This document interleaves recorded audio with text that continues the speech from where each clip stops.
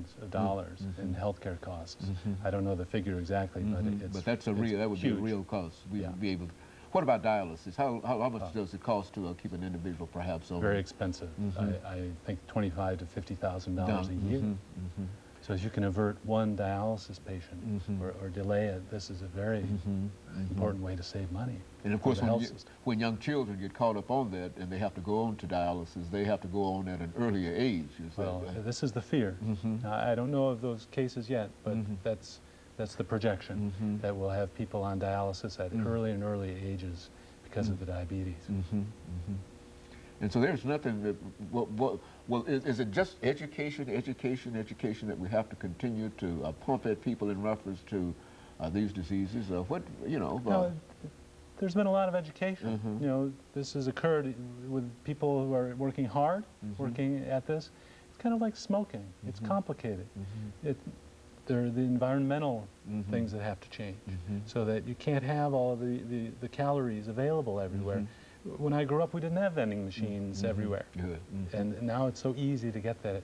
The type of food matters. I just want people to go back to eating real food. You know, food that doesn't come in a box, in a package, with processing, that sort of thing. And they're going to be a lot healthier. Very good. And of course, your clinic is devoted to that. And it's working off of a grant that you received from the Atkins Foundation, is that? We use grant support, but also insurance is paying for this now. That's the other thing doctors need to know, is that insurance is coming around and you can actually treat people this way and get reimbursement for it. And so there was some fear that that the insurances would not pay for that kind of treatment? For many years they did not. And if you just put obesity down, you wouldn't get paid at all. So that's a big issue, and that fortunately is changing. Well, it would seem to me that if a company is involved in insurance, what they would want to do is to prolong life as long as possible. And if it does appear as if there's something that you could do by way of diet in order to prolong life, they ought to be in favor of doing everything that they possibly could to cut down on obesity, the sugar, and et cetera, and et cetera.